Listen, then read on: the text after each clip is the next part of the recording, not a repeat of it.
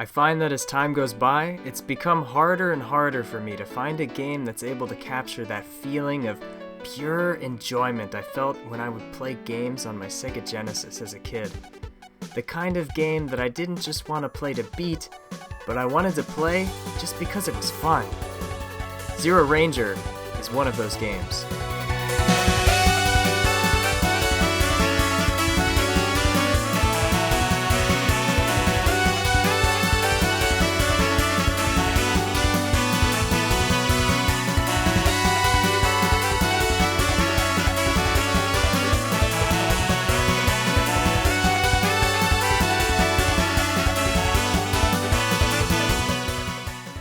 ZeroRanger manages to be a love letter to shoot-'em-ups new and old, while also improving upon old ideas from the genre and throwing in unique twists to give the player a truly one-of-a-kind experience.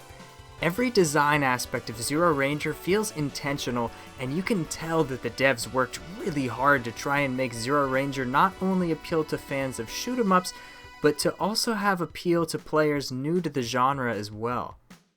Despite being quite a challenging game, ZeroRanger has a very gradual approach to teaching new players how the game works. Different weapon types are only introduced to the player one at a time, although we usually get a choice of which weapon type we get next. For example, after beating the first level, we get to choose from either a back shot or a side shot. Both weapons are incredibly useful in the following levels, but in entirely different ways.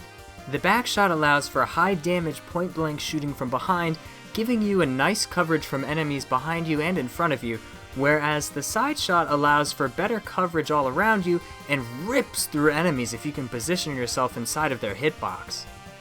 This type of design encourages players to pick the game back up when they lose and see if maybe the other weapon might be better suited for their playstyle. There's a total of 7 different weapons you can use, with 2 playable ships, each of which giving a different twist to the attack types.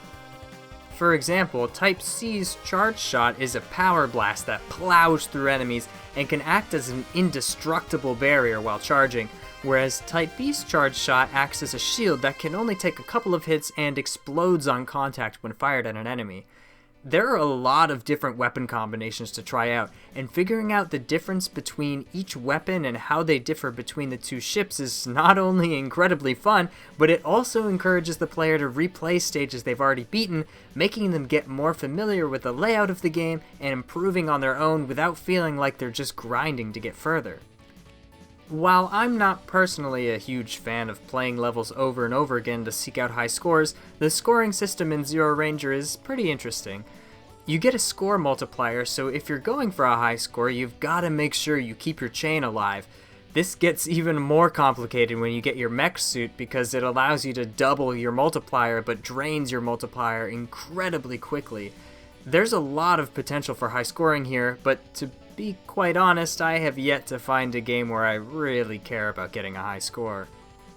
No, what I really enjoy about ZeroRanger's score system is that as your score gets closer and closer to rewarding you an extra 1-up, the color of the text changes from a dark orange to a light orange.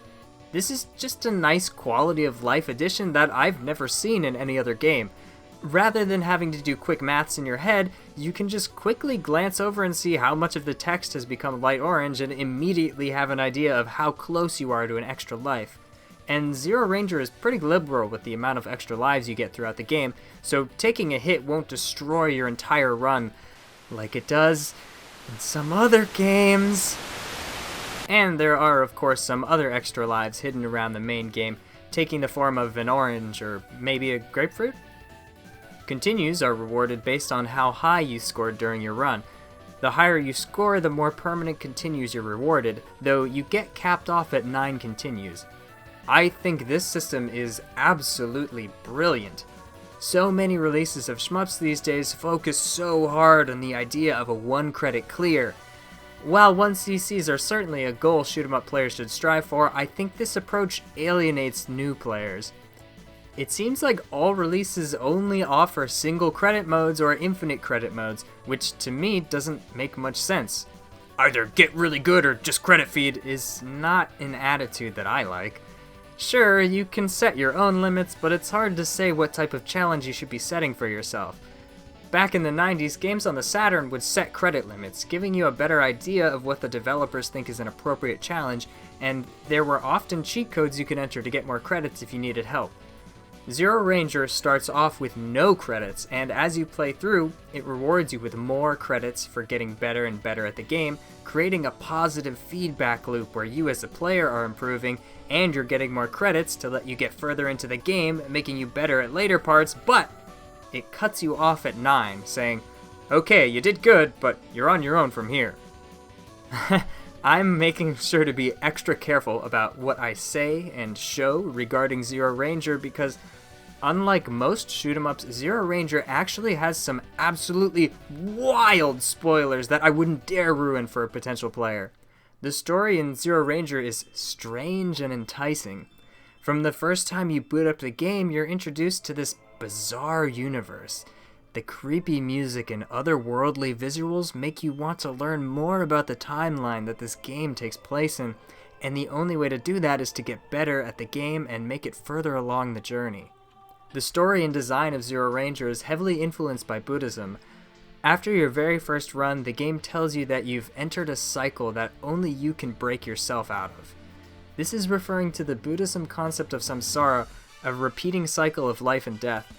I am far from an expert on Buddhism, but even for someone without knowledge of it, the ties to Buddhism work incredibly well for the story and gameplay of ZeroRanger.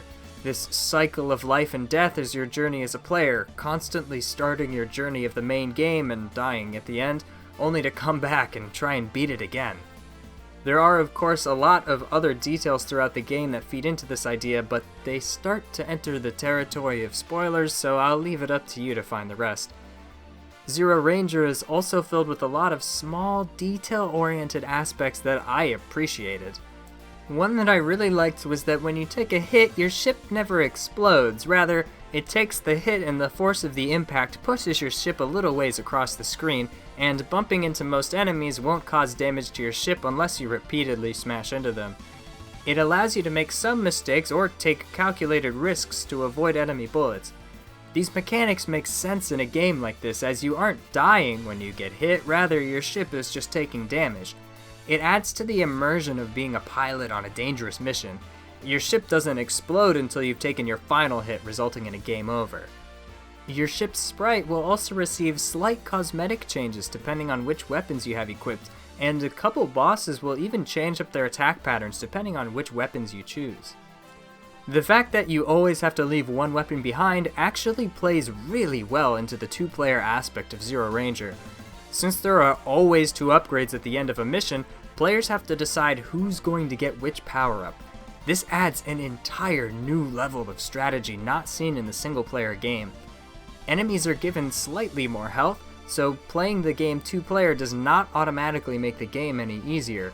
Players now have more action going on screen with a second ship, and you may find that you both prefer one of the same weapon upgrades, so one of you is going to need to adapt their playstyle to a weapon they may be unfamiliar with. Unlike most shoot-em-ups, your score is shared between the two of you. Once again, you can look to see how close you are to a 1-up by looking at how much of the score has changed color, though in 2-player mode, the color changes come from both sides and meet in the middle. When one player's ship gets destroyed, they leave a 1-up, which the other player then has the opportunity to grab before it goes off screen. If successful, the other player can respawn and continue playing by stealing a life. You only lose a continue when you both die. This can lead to some incredibly stressful situations, especially when you miss the 1-up they dropped and you've got to clutch out a pinch 1-up for defeating the boss alone without losing your final life. This is exactly how I believe 2-player shoot-em-up should work, and ZeroRanger runs pretty well over Parsec, but aside from that, there isn't any official online support that I know of. And lastly, the 2-player mode will also have small changes to some of the spoilery in-game dialogue, so make sure to check that out for yourself. ZeroRanger is pretty long for a shoot-em-up, at least by my standards. While it's only about 8 levels long, a full playthrough will last you about an hour in the main game mode, Green-Orange. It uses a classic cave game strategy of giving the game a second loop. The first time I hit Loop 2, for the first 3 seconds I felt a little duped, and although I won't go into details on it here, because I think you should experience it for yourself, I soon found that the second loop was much more than just a harder run of the main game. In addition to gameplay changes, the second loop also featured reworkings of each stage's music, my personal favorite being The Sea Has Returned, which you heard at the beginning of the video. But to highlight this track alone would be an injustice, as the entirety of ZeroRanger's soundtrack is absolutely fantastic. From slow and sad pieces to heart-racing thrill jams, the soundtrack touches all aspects of music and features callbacks and slight variations of themes heard throughout the game. The music sets the mood for each stage, and although most shoot-'em-ups are high action, ZeroRanger pulls off several scenes that manage to deliver a real emotional experience in no small part due to its incredibly dynamic soundtrack. But if all that wasn't enough for you, then let me introduce you to White Vanilla.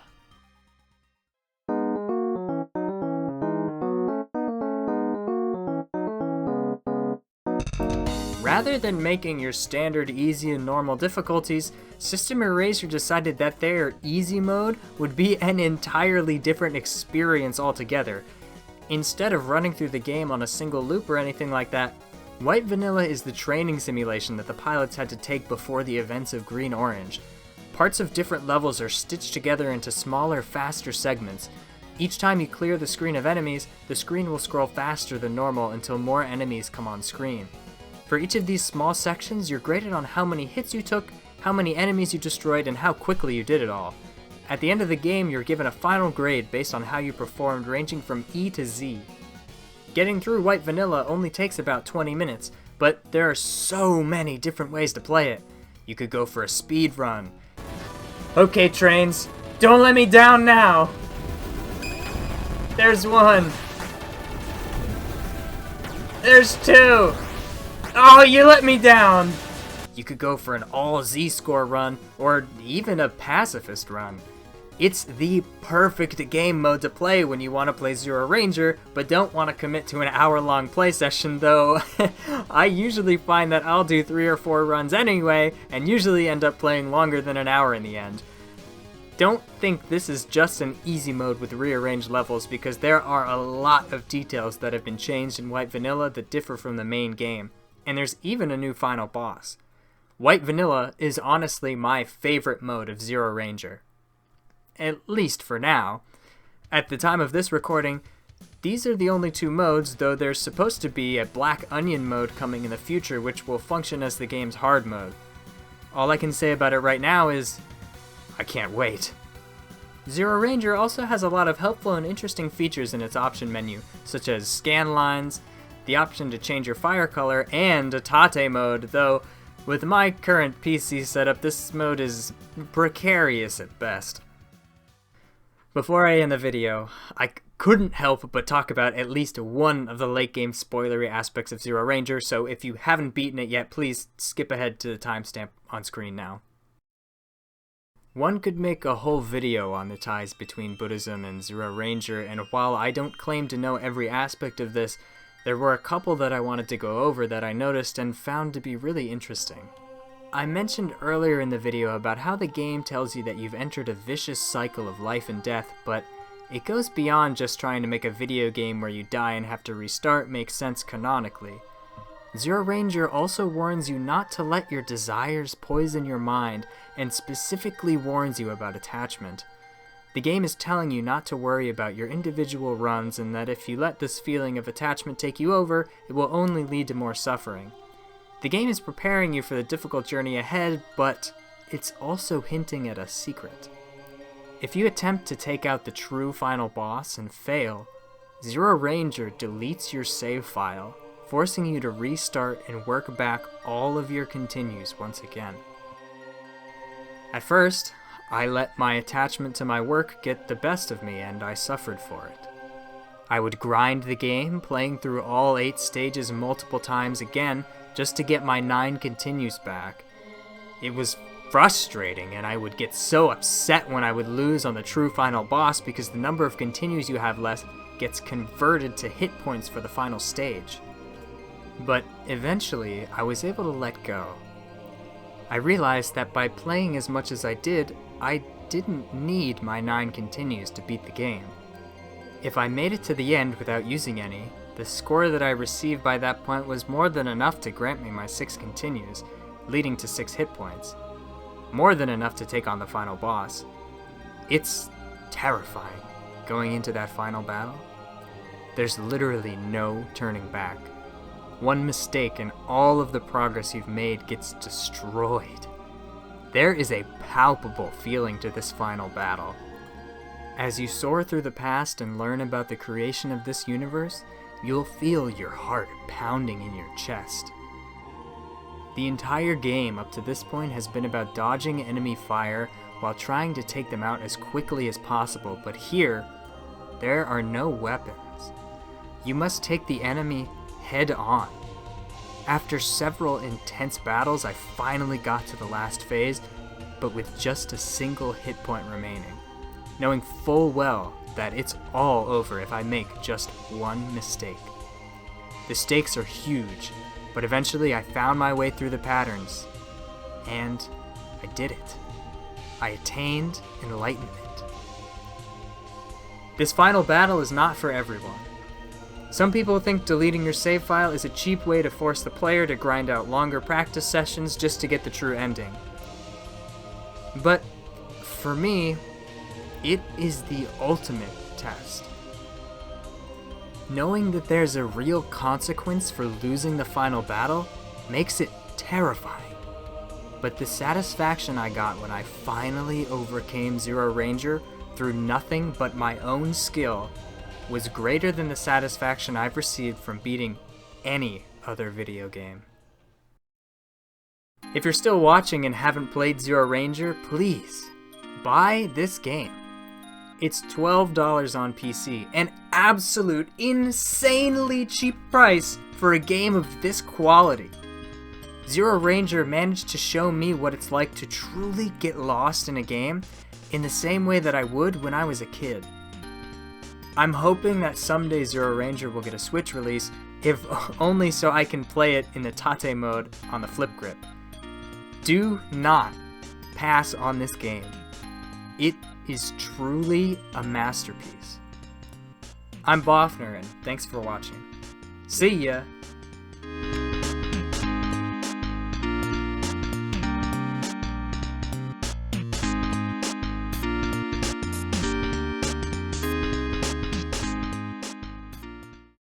And if you're somehow still on the fence about it, ZeroRanger has magical girl transformations! It's got it all!